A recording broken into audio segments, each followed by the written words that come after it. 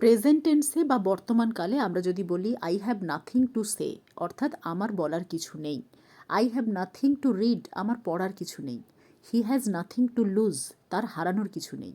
একইভাবে they have nothing to eat, তাদের খাওয়ার কিছু নেই। You have nothing to wear, তোমার পরার কিছু নেই। She has nothing to worry, তার চিন্তার কিছু নেই। একইভাবে I have nothing to give, আমার দেওয়ার কিছু নেই। You have nothing to explain, তোমার ব্যাখ্যা করার মতো কিছু নেই। They have nothing to sell, তাদের বিক্রি করার মতো কিছু নেই।